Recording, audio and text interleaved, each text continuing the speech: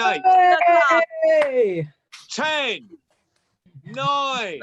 Come on, everyone. 8, 8, 7, 7, 6, 5, 5, 4, 4, 3, 3, 2, 2, 1. Welcome to the World Storytelling Cafe and the Swindon Spring Festival Family Day, which are normal circumstances. And if you're wondering where Swindon is, if you're in another part of the world, it's near Bristol on the southwest of England. And I would be normally in the north of Swindon on a small farm, small holding or something, short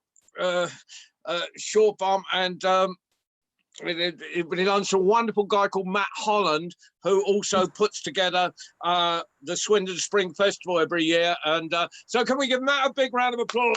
Yes. I can't hear you sort of capping. Let's have a bit up there. This is going to be a participation thing. You get busy on those sliders. Right. Okay. Right. So I think I'll start with the story. And this is about a lazy girl. And you keep seeing my finger coming forward, and I'm not poking you. It's just that I need to do things to this machine. Hello, everyone. I can't see. Can everyone shout out their names? Sarah. Elwood. Okay, got you. We're there. And I think there's a happy birthday in Sarah's house, isn't there? Whoop. There's... Okay, so in Sarah Corbett's house there is. That's not Sarah O'Neill. Well, there may be a happy birthday in Sarah O'Neill's house, but I'm not sure. But I think it's sort of Sarah Corbett's house is happy birthday. Yes, it's 21st. Right. Okay, let's get on with our story. And when I point to the screen, not to get it done. What I'll do a thumbs up, and you can shout out.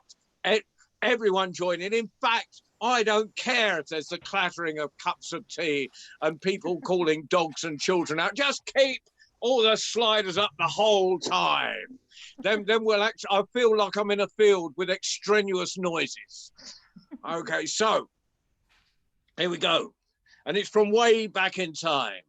And this is a story about the laziest girl in the whole world. Now, I know there are no lazy girls involved in this enterprise at the moment, but just imagine it's difficult to stretch. You know, maybe there's no such thing as lazy girls in the whole world. I'm not sure, but this was a lazy to stretch our imaginations, and this is the laziest girl in the whole world, and she lived with her mum, and her mum went on the way that some parents do. And I'm sure during lockdown, some of you have been stretched. And she was going on, she went, oh, what a terrible daughter I've got. Oh, she'll never come to anything. Oh, what am I going to do with her? When who rode by but the prince himself? You must be really upset with your daughter, said the prince. Oh, no. I'm just worried that she'll work too hard. For in one day, she can take a sack of wool this tall and this wide, and normally if I'd been doing that live, I'd have been stretching my arms, but you can't see them, right? So just take that and just imagine I'm describing a fish and it's getting wider and wider. Okay, so you take a sack of wool this tall and this wide and spin it into the finest of thread. And on the next day, she can take that thread and weave it into the finest of cloth. And on the third day, she can take that cloth and cut and sew it into the finest of shirts. Wonderful, thought the prince. Maybe my mother, the queen, will allow me to marry her. Well, not many people turn down a prince. You may question the wisdom of this, but they don't. So she got on the back of the prince's horse and rode off to the palace. And the queen saw them coming, thought, what is that prince doing with that country girl on the back of his horse? But when she saw how beautiful she was, when she heard what she could do, something wonderful, so servant, bring down a sack of wool this tall and this wide. And tomorrow I shall come knocking on your door, and I will expect that sack of wool to be spun into the finest of cloth. But there she's looking at the sack of wool, and she's looking at the spinning wheel, and she's wishing she'd listened to her mother. At best, she'd be sent back to her home for lying. At worst, she'd have her head cut off. When in through the window came a little old woman, no taller than that, with the most enormous foot. And the girl looked at her. I'm going to get these pictures back in a second. The girl looked at her, and the old woman just asked her trouble. She said, "Oh, that," and the girl told her, "So I've got to spin this sack of wool into the finest of thread by tomorrow morning. I don't even know how to spin." She said, "Don't worry about it. You've got no troubles at all. All you've got to do is tomorrow morning invite me to the wedding." Of course, I'll invite you. Now that wedding is going to come up a lot, right? And so when I point like that, I want everyone to shout wedding. Of course, I'll invite you to the Wedding. Not bad. It'll get better through the story. Okay. Because we will have more people joining us. And I've actually found if I touch my screen on the other side, you don't get my great finger coming up to the camera. That's amazing. I'm learning stuff all the time. Anyway, well, the next morning when the Queen came knocking on the door, and the girl opened the door, there was the most amazing thread she's ever seen in all of her life. It was fine. It was beautiful. Wonderful, said the Queen. Now, all you have to do is weave that thread into the finest of cloth. And servants, bring me up my mahogany loom. And tomorrow I shall come knocking at your door, and I will expect that thread to be woven into the finest of cloth. Well, there she is. She's looking at the loom, and she's looking at the thread, and she's looking at the shuttle, and she's wishing she'd listened to her mother. She doesn't know whether to put the shuttle that way, up her nose, out her ear, or what. When in through the window came a little old woman, no taller than that, wider in the middle than she was tall. And she asked the girl her troubles, and the girl told her, she said, "That's no trouble at all. I'll do your weaving for you. Are you ready? All you've got to do is invite me to the Wedding. Wedding. Bit slow. It was a bit of a round there, but you know, simultaneous would be good. But there's probably a little technological this is nonsense going on here. Anyway, of course are we ready? Are we ready? Are we all ready? Of course, I'll invite you to the Wedding. Getting better all the time. Well, the next day when the Queen came knocking on the door, there was the finest cloth you've ever seen. You've got another word here. The finest cloth you've ever seen in all of your... They can't see you. Can't see me. Look at it. They can't see you. Yes, we Oh, can. what's that? We can see him. We can see him. Oh, that's okay. Yeah, that's... Yeah, I like this sort of, you know, it's like having earphones on, like, you know, and sort of talking to your backstage crew. It's fantastic. Right, anyway, so all of the finest cloth you've ever seen in all of your Life. Well, wonderful, said the Queen. Now all you have to do is cut and sew that cloth into the finest of shirts, and the finest of all will be worn by the Prince himself at the Wedding. There she's looking at the cloth, and she's looking at the needle, and she's looking at the scissors, and she's looking at the cotton. And she doesn't know whether to thread the cotton through the scissors and sew with the scissors and cut with the needle or what. When in through the window came a little old lady with the most enormous nose. And she asked the girl her trouble. She said, "That's no trouble at all. I'll do your cutting and your sewing for you. All you have to do is invite me to the Wedding. Wedding. Of course, I'll invite you to the Wedding. said the girl. The next day when the Queen came knocking upon the door, was the finest shirts you've ever seen in all of your... Life. Right. And the finest ball was worn by the Prince himself at the... Wedding. And there they are at the wedding banquet. And there's the Prince, and there's the Queen, and there's the girl, his new bride. When the servant tapped the Prince on the shoulder, "Excuse me, sir," there's a little old woman at the gate who said the bride invited her to the... Wedding. Any friend of the bride is a friend of mine, said the Prince. Bring her in. And in came little old lady, with no taller than that, with the most enormous foot. Sat down next to the Prince. Now, you know what it's like if you're invited to a bit of a do. You know, and people think it'd be nice to sit you down to someone you've never met before in all of your life because you're supposed to mix. And there's that embarrassing moment thinking, what on earth have I got in common with you? What can we say to each other? And it's that seems to go on for about an hour. In fact, it's about 10 seconds. And of course, it was the Prince who had to speak first because he was the Prince. And he's looking at it, and suddenly he looked, he saw a foot. I know it's very rude, and I know it's incredibly bad manners, but I got to know, how come you're only that tall and you've got a foot that size? She said, well, to tell you the truth, it's the spinning. I spend all day pedaling away at the treadle, making the spinning wheel go round and round and round. And the more I pedal at the treadle, the bigger my foot gets. And I've been spinning all my Life. and he looked at his wife's feet. He thought, oh no.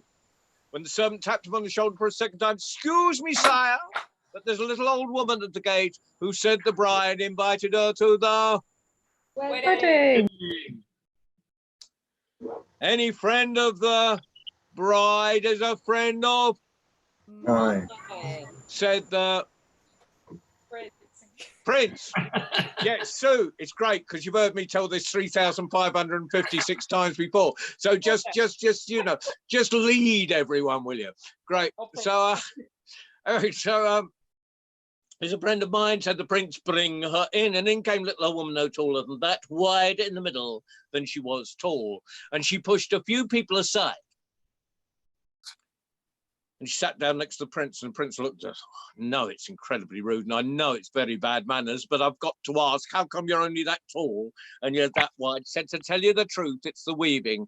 I spend all day sitting and weaving, and the more I sit and the more I weave, the wider I get. I spend all day stretching from one side of the loom to the other side of the loom, from one side of the loom to the other side of the loom, and I get wider and wider and wider. And the Prince looked at his wife, oh no. When the servant tapped him on the shoulder for a third time, "Excuse me, sire, but there's a little old woman at the gate who said the bride invited her to the Wedding. Any friend of the Bride. bride is a friend of," Mine. said the Prince. bring her In. and in came a little old woman no taller than that with the most enormous Nose. It was a nose bigger than mine. It was a nose the size of an elephant's trunk. And the Prince looked at her and stroked her nose a bit and said, "Oh, I am the Prince after all. I can ask what I like. How come you're only this tall and you've got a nose the size of an elephant's trunk?" She said, "To tell you the truth, it's the cutting and the sewing. When I'm cutting, I'm sewing, I'm bending down over the table. When I'm bending down over the table and my nose, because my nose is at the bottom of my head, all the blood runs into my head and then it runs into my nose, and the weight of the blood over the ears has made my nose longer and longer and Longer. I've been cutting and sewing all my Life. And the Prince looked at his bride and thought, oh no. And he stood up and he proclaimed to the whole banquet and the whole queendom that his bride was neither to spin, nor was she to weave, nor was she to cut and sew for the rest of her. Life. And though each and every one of you are as beautiful as the bride herself, if you want to be that lazy, you got to make sure you got 3 fairies to look after you. Why, end story end. Well, now, if I just thought I'd invent a new character here. I'm calling this character. Hold on. And if I can remember what I've just written, I'm just going to change my hat here, and I'm going to put on my protective clothing, and I'm going to become Gangster Grandad. so there's a, and you know, this is not freestyling. I'm actually because I've got I just put this down to a couple of minutes ago. So you go. It is one you can join in on. You know, it's kind of it's for the shorties. Right. So we're going to right.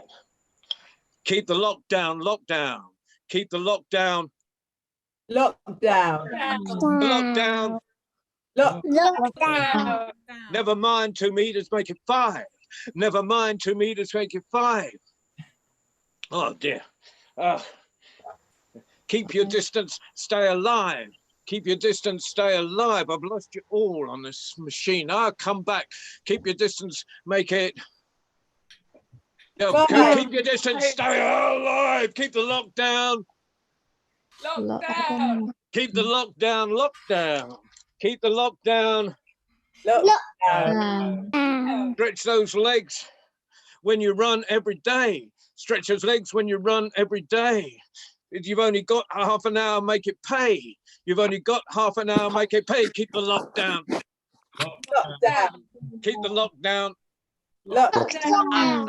Keep the lockdown.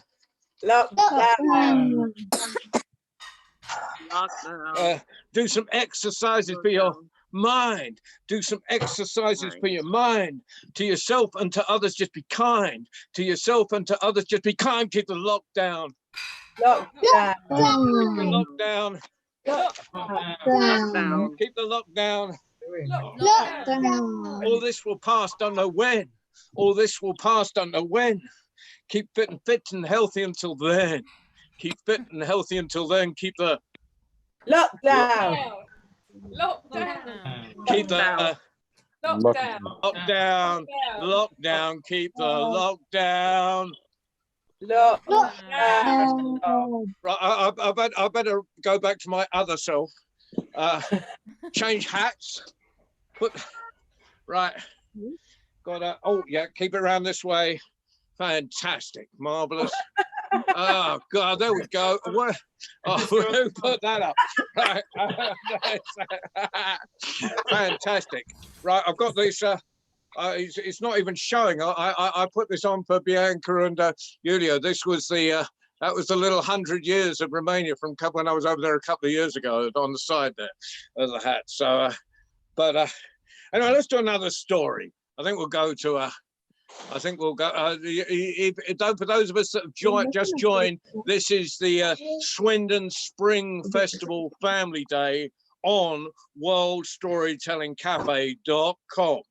Right on the cafe bit. If you want to join us, if you're looking on other, if you go in there, just go on to the World Storytelling Cafe /cafe.com. Oh no, worldstorytelling.com/cafe, and and press the join button, and you can come and join us in the room. Even John, I think I got that right, didn't I? Finally. Yeah, John, you absolutely did get it right. There are lots of people watching on the screen at the moment who could come in the Zoom if they wanted. So to the lovely people in Argentina, if you'd like to click on the gold button, you can come in the room. To the lovely people in Montenegro, same applies. More lovely people in Morocco. So do feel free to come and join us. Okay, that's marvelous. Now, so I seem to have lost you all here. That's okay. I'm just gonna. Oh, that's good. That's good. I keep losing people, but I love the way these machines just do things themselves. You know, it's it's not operator error. There's a little man sitting inside my machine saying, "I'm gonna confuse him," and like I'm not confused enough already. I'm gonna go. And I tell you what. But the great thing is, I've been all over. Yesterday, thank you. You're not the little man. You're the little creature sitting next to Sue.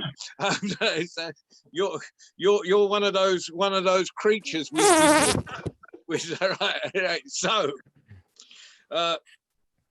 yesterday I was in Cromer. Then yesterday evening I was in Northern Ireland. Now I'm in Swindon. Brilliant, talking to people in Argentina. How good is that? Right. So, right. There's one person who's going to get silenced in a minute. Anyway, we're going to Jamaica now. Actually, we're going to Wessex via Jamaica. We've probably started in West Africa. We're going to do an Anansi story, and it's the one I know about why there are thousands and thousands of Anansi stories. It's from way back in time. Now, before I start, now the storytellers amongst you all know what to shout. If I and those children of storytellers will know what to shout. If I shout crick, you'll shout back. Right, okay, we'll go that again. Follow Sue. If I shout crick, you shout crack. Okay, so we're going to do that. Crick. Crack. Crick. Crick. Story broke me back. Now, way back in time, when all the animals could talk to each other and chickens still had teeth, that everything was named after tiger. There were tiger moths, there were tiger lilies, and of course, there were tiger stories. And every night, all the animals gathered around Tiger to listen to the stories. Now, children out there, I want to give me an animal. Give me an animal. Cow. A cow. Okay, there was cows. There was a whole herd of cows there. Give me another one. An alpaca. An alpaca. Yeah, they'd gone and nicked that from someone's farm in Romania and just stuck it there. That was great. Oh, I'd seen it right. What else? A mouse. A mouse. A mouse. Mouse. You don't just get one mouse. You get hundreds of mice. Okay, let's have some mice. Great.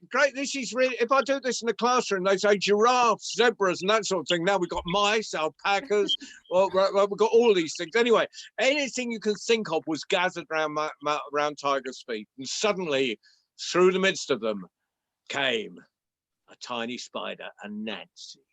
And Anansi looked up at Tiger and said, "It's not fair." What do you mean it's not fair? It's not fair. Everything's named after you. I want something named after me. Well, Tiger wouldn't have minded giving away the moths, but it sounded daft, Anansi moths. And he wouldn't have minded giving away the lilies, that sounded worse, Anansi lilies. But he didn't want to give away the stories. So when Anansi asked for the stories, he didn't know what to do. And he thought, and he pulled that tiger beard, and he scratched his tiger chin, and he tapped his tiger paws on the ground a little bit.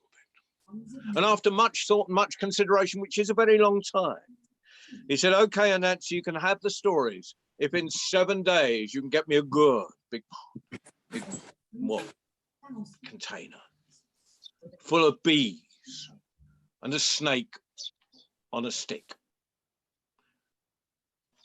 Well, Anansi went off and he's walking through the forest and he's singing to himself.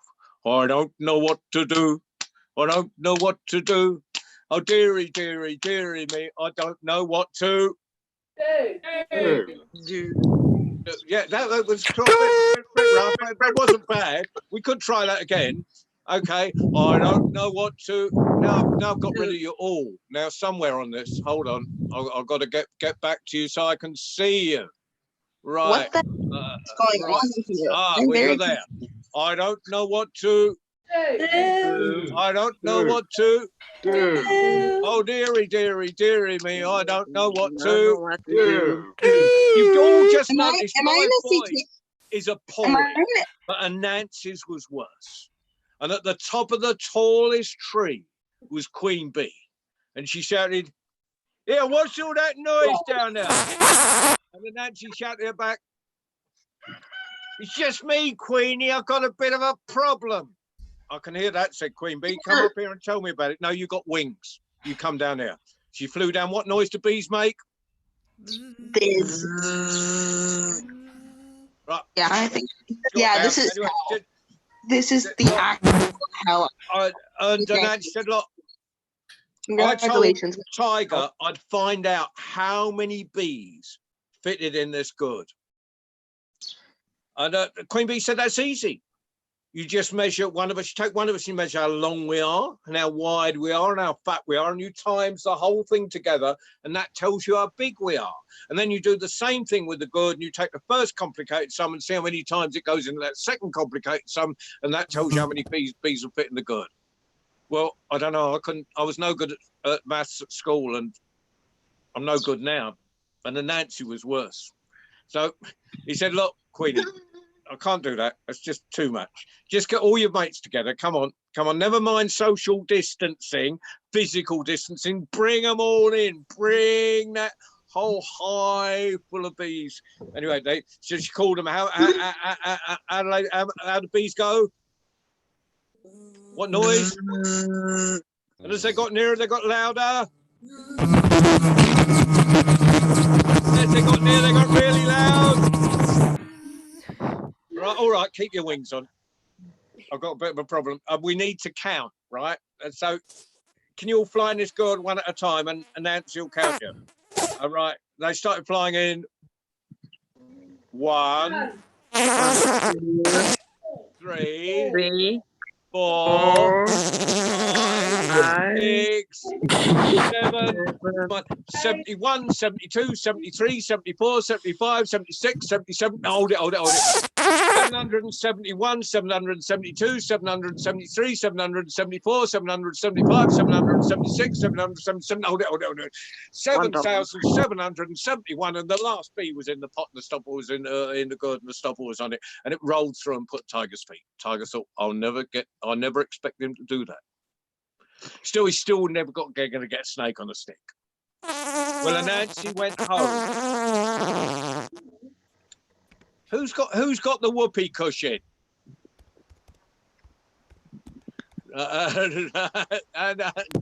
So anyway, he went home and he looked in his cupboard, and in his cupboard was an avocado pear and an egg. And I remember doing that story in the school, and years later I met one.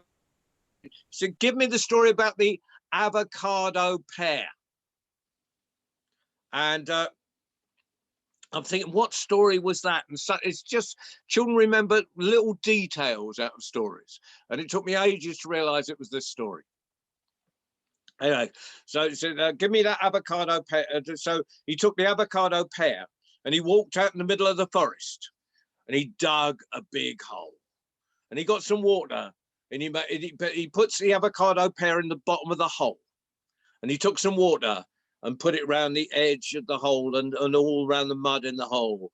And he made the sides all slippery and slimy and disgusting. And when I get to the word again, if my host could unmute everyone, that'd be fantastic. Right. So, and what was supposed to come along, what was supposed to happen was the snake was supposed to come along, slither, and look down the hole, because he'd done it where a snake came along every day. And he was supposed to look down the hole and thought, amazing, fantastic, phantasmagorical. Okay, unmute everyone. I've got a message. The kids want to join in. Okay, hold off the whoopee cushion, but everyone else join in. That's fantastic. Or everyone join in, but leave the whoopee cushion out. Fantastic. Brilliant. Love it, because I like that. I want to. I want to hear everyone. Damn, Lucy, you looking fine, girl. All right. So anyway, there's So anyway, Snake came along and he was supposed to look down the hole and think, oh, amazing, fantastic, phantasmagorical. There's an avocado pear in the bottom of that hole. I think I'll have that for my dinner. And of course, he'd go down the hole and he wouldn't be able to get out because the sides of the hole were all slippery and slimy and Disgusting. right. Disgusting. What was happening is this. But who was watching Snake's friend Lizard? So when Snake came along like he did every day, slither, slither, slither, and looked down the hole, thought, amazing, Fantastic. phantasma. Gorical. Oh, bro got that. Whoa, big round of applause. No one gets that. Phantasmagorical. There's an avocado pear sitting in the bottom of that hole. I think I'll have that for my dinner. No. I'm just testing your memory cells here. See who's still awake on a Sunday afternoon, not having a snooze post Sunday dinner. Right, so the Lizard shouting, stop, whatever you do, don't go down the hole.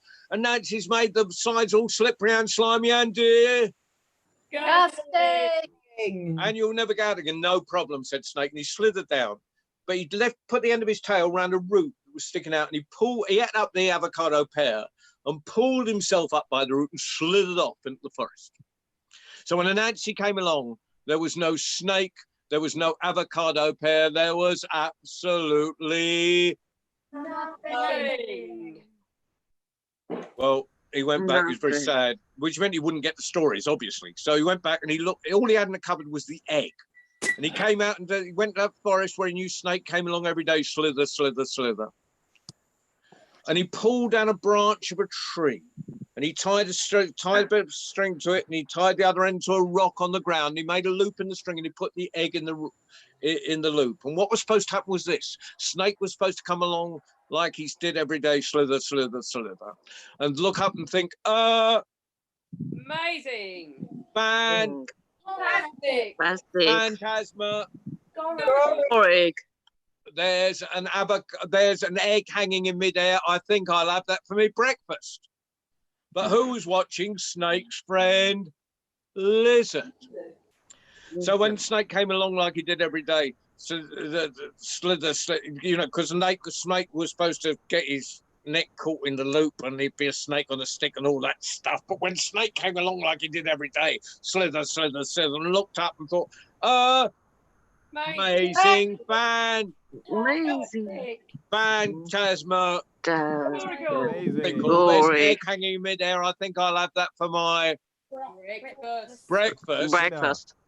And you got that. So I'm going to give you and a few others. That's brilliant, right? And you're actually much brighter than the usual audience. People get mixed up and call it dinner. Actually, I get mixed up, but but in fact, you are all absolutely right. Breakfast. And Lizard shouting, stop, don't, whatever you do, don't eat the egg.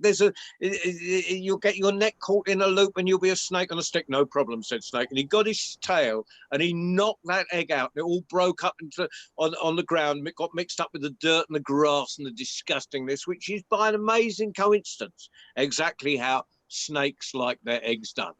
And he had it all up and he slithered off back into the forest. And so when Anansi came along, there was no snake, there was no egg, there was absolutely nothing. Which meant he wouldn't get the potatoes stories. So he goes back and he looks in his cupboard, and of course, in the cupboard there is absolutely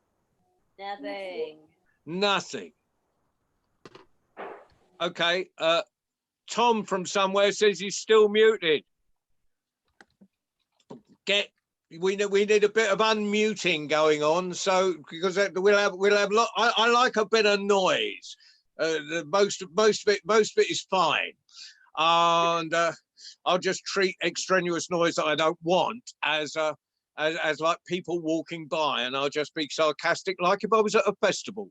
You know, there's always that couple. You know, and the storytellers amongst you will know this that have done open air. You know, there's the two, and it's usually mothers, but occasionally dads.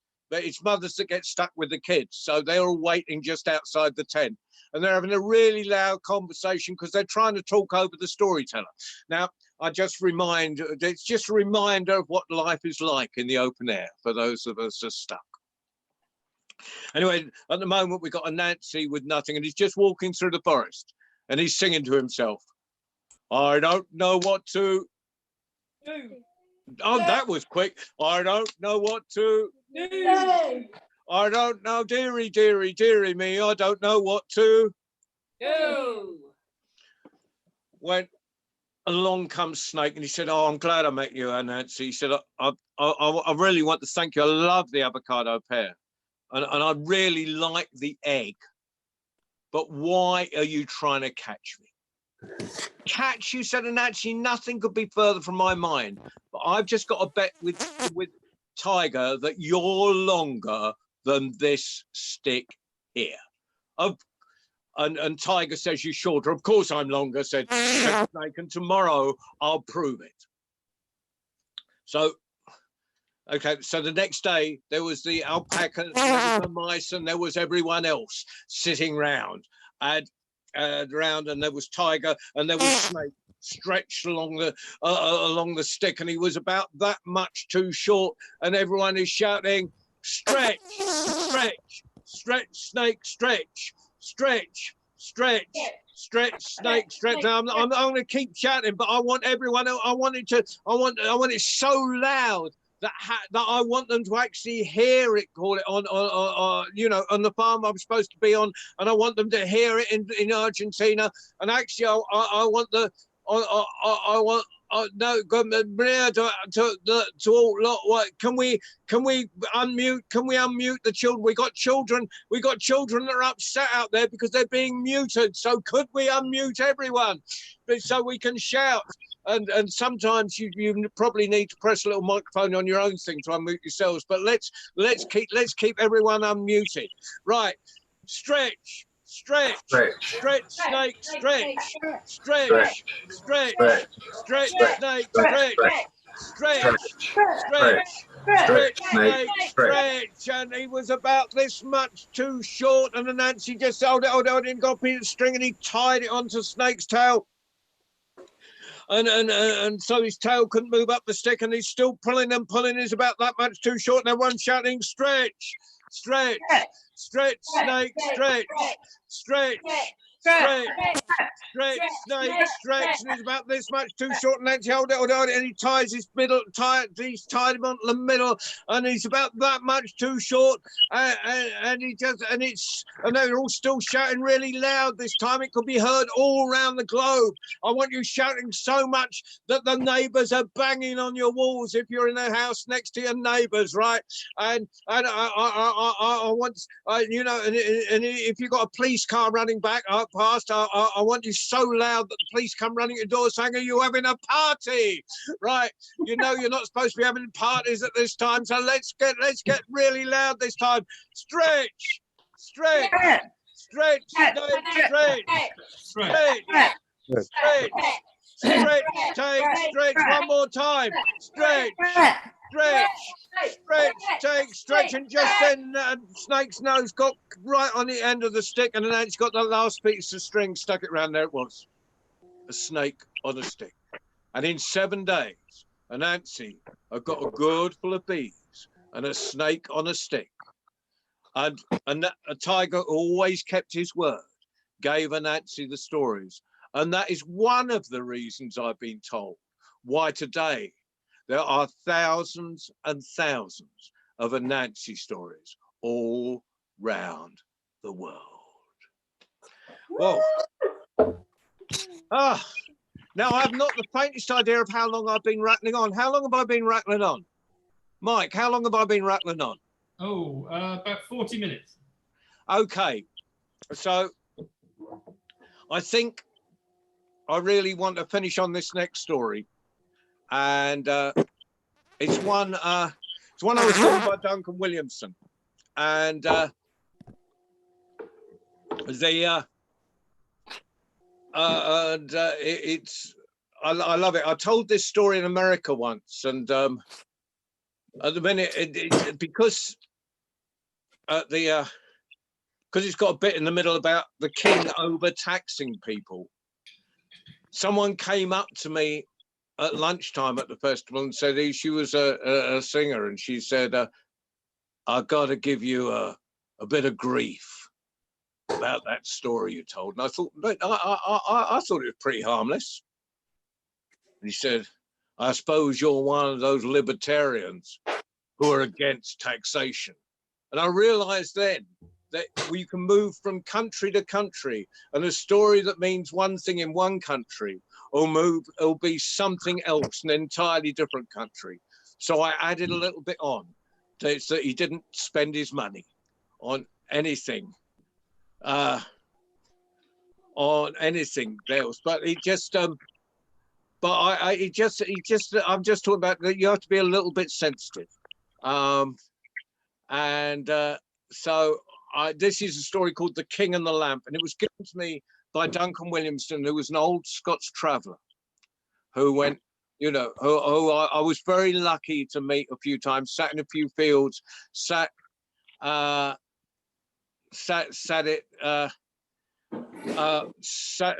round fires with him, and I drove my old Bedford CF across, and he sang to me, and it was just a great privilege. And he sang and told stories. And it was one of the few times I actually shut up because I was always listening to him. And so this is one of his stories. And it's from way back in time. My hair was dark and my beard was ginger and all my teeth were me own. And there was a little old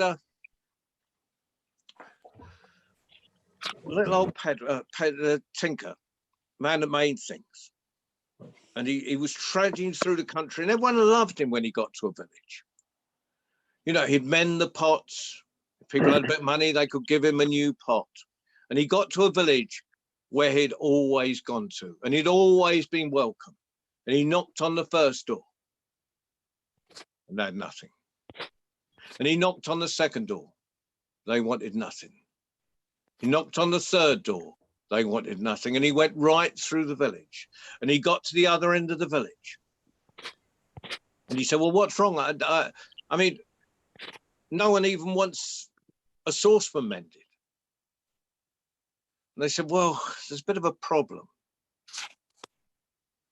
The king is taxing us so hard and so heavily. We haven't got any money left. We can't, we can hardly feed ourselves. We certainly can't get anything mended. And so, well, yeah, okay. I think I can do something about this, said the little tinker. And he went, and there was a road up to the king's palace, and he put his tent up in the middle of the road, and he built a little fire, and he started making a wonderful tin lamp, a little oil lamp.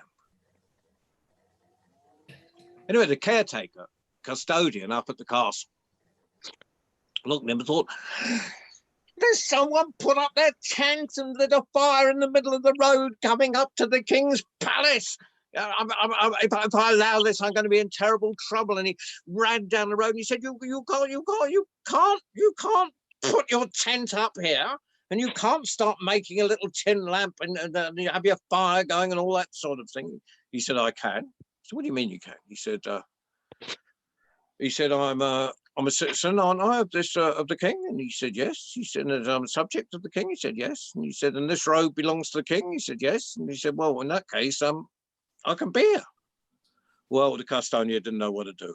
He scratched his head and he went back. Well, the captain of the guard saw it, and he came running down, and he told him the same thing. But in the middle of that, along came the king's carriage, and it stopped. And the king said, what's going on? The wrong kind of leaves on the road? He said, no, he never did. He said, there's a tinker out there making a tin lamp. He said, that's extraordinary. I've never seen anything being made before. He said, let me out. And he looked and he saw the tinker finishing his lamp. And he said, that's marvelous. He said, I'll tell you what, I'll give you 20 guineas for it. The tinker said, no, it's all right, you can have it. No, I insist, 20 guineas, but it better be good. Well, the king went over, it's a lovely, beautifully crafted lamp. And he went back, and that night he invited all his friends round. And he took his favorite tablecloth, this beautiful lace tablecloth that his granny had left him. And he put it on the table. And he put the lamp on it. And he waited for all the guests. And all the guests came, and it got dark. And he lit the lamp. Horror! The lamp had leaked oil all over his favorite tablecloth, the lace tablecloth his granny had left to him. Bring me the tinker, he said. That tinker was dragged before him and he was thrown down at his feet. And those that watched Deep's story yesterday will know where this is going. It's amazing, the same stories appear, or the same themes appear all over the world. And he looked at the tinker, he said, look at my favourite tablecloth, the tablecloth my granny left to me. It's got oil all over it, and it's your fault. Oh, no, it's not, Your Majesty. Well, whose fault is it? It's the person who sold me the tin. I couldn't, the tin was of such poor quality. I couldn't make a decent lamp. Well, bring me the person who sold you the tin. Well, the tin seller is thrown down at the feet of the king. Look at my favourite tablecloth, the tablecloth my granny gave to me. It's all covered in oil, and from the lamp made by the tinker, and who got the tin from you, and it was such bad quality. It's your Oh. Oh no, it's No. not, Your Majesty. It's the tinsmith. I couldn't get any tin from the decent tin from the tinsmith. Well, bring me the tinsmith. The tinsmith is thrown down at his Majesty's feet, and the king says, look at my favourite tablecloth that my granny left to me, and it's a beautiful lace, and it's covered in oil, and from the lamp made by this tinker who got the tin from this man who got the tin from you. It's your Fault. Oh no, it's No. Your Majesty. Well, whose fault is it? Well, it's the bellows maker. I couldn't get any decent bellows, and I couldn't get the fire hot enough. And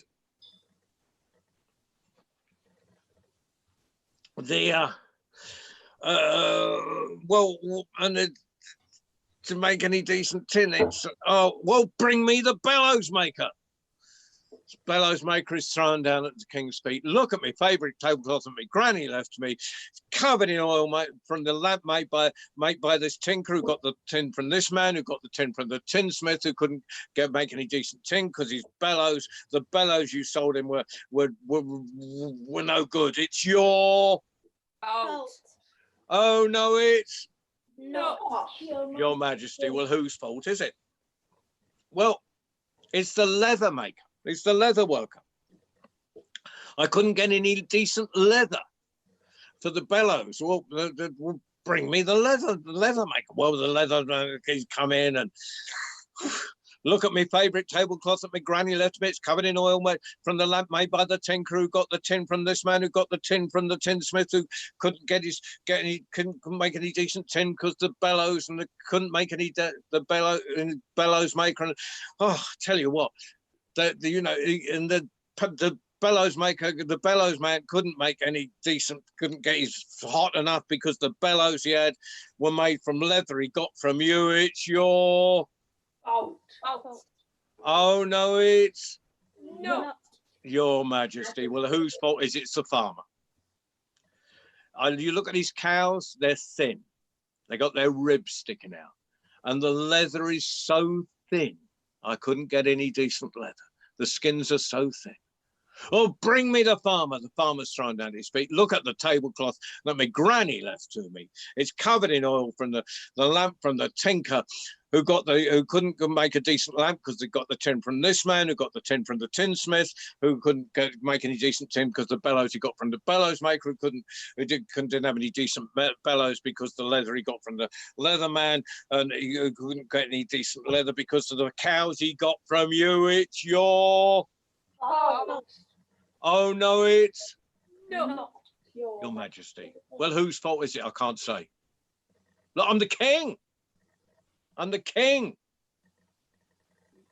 If I ask you, you have to answer my question. He said, well, I hate to tell you this, Your Majesty, but it's your... Why is that? Said the king. He's getting a bit angry by now. So, well, you taxed us so hard that I normally take a little feed to market, so I can sell it, and I've got some money for the year, and then I've got something to feed my cows through the winter when they're brought in, and you know, I sold a bit to market, but that meant I did, you know, that no one had any money to buy it. They sold it at rock bottom prices, and then I didn't have any feed left over for the cows through the winter, and you know, and they got thinner and thinner and thinner. I'm afraid it is your fault. And His Majesty scratched his cheek and thought, well, actually, you're absolutely right. It's my... And he turned to little Tinker. He said, thank you very much for giving me such a great lesson. And you can put your tent up anywhere you want for the rest of your life. And I tell you what, the little Tinker thanked him kindly, but he never put his tent up again in the middle of the road.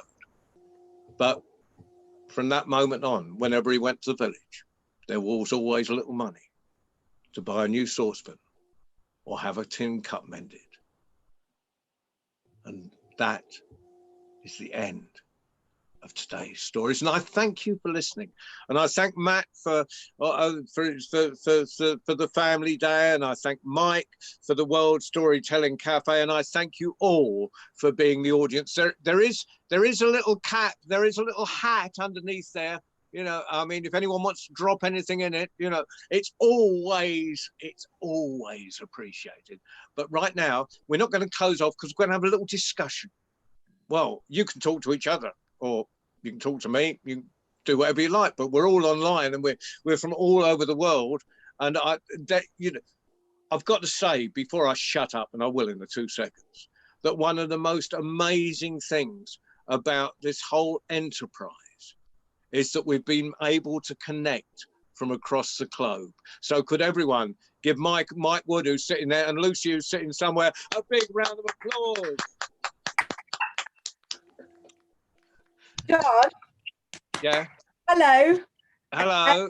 Swindon, live from Swindon. I just want to say thank you very much for your lovely storytelling. It's really nice that we can all be here together today, even though we're all so far away from each other. And I just want to thank everyone at the World Storytelling Cafe for linking up with us for this. And I mean, it's wonderful. In this world where we can't go out, we're all over different parts of the world and the country, wherever. And it's just really nice to all be here together. So thank you very much. It's been great. You. Thank you very much. That's nice. It's just I mean, I enjoyed this so much. I can't tell you. Anyway, you're all very quiet. You know. I want to know who had the whoopee cushion. Pardon? I want to know who had the whoopee cushion. Is it the same person that had problems with their bottom? Yeah, Anthea, is that just a smile you've got on that? Is that a guilty smile or a Althea, is Oh, that no. a Oh, no, Althea would never do anything like that. She's really well behaved. No, she's not. Definitely not. I remember when she was really small and you were trying to tell stories, and we were having to put, she would go up to you in the middle of a story and demand something like food, or like you hadn't fed her for 3 days. Yeah, I think she wandered off, and I think it was at Cambridge. She made the comment. You said she's a great storyteller, terrible mother. I think is what you said. I think it was Max, Sarah. I think it was Max as well, but I think you might have a date on your hands, Lucy.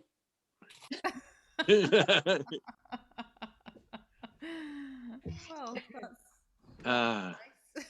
Bye, Elwood. Thank you. Bye bye. Hello, Thank you, Dave. Sarah. Hey. I am at the moment. Thank you, Lucy. I'm at the moment. I'm only able to see 4 people because I'm doing this on a phone, as opposed to because the device where I can see everyone has just got lousy sound. So I've taken the sound rather than anything else. David, did you enjoy that, David? Sure. Thank you.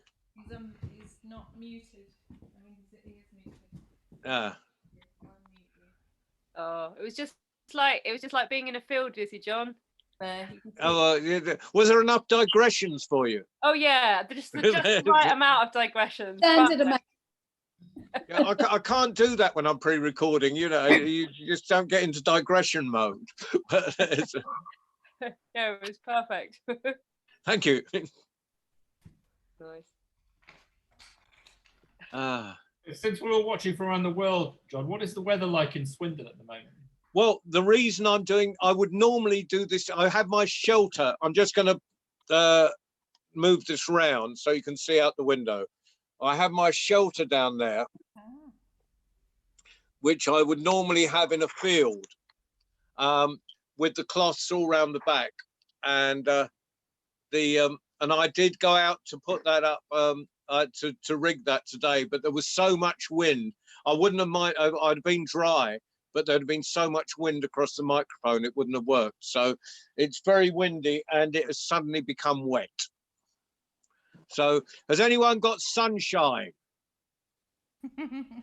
Yeah. Norfolk.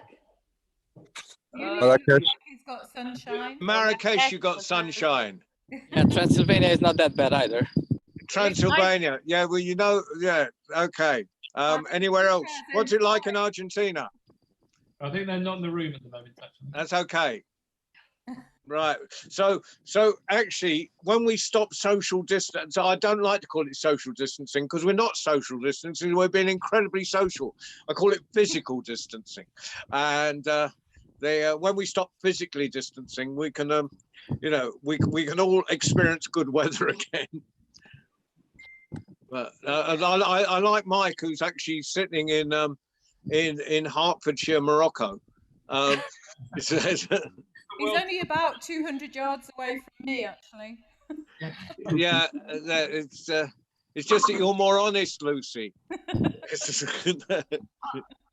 Well, I didn't say anything.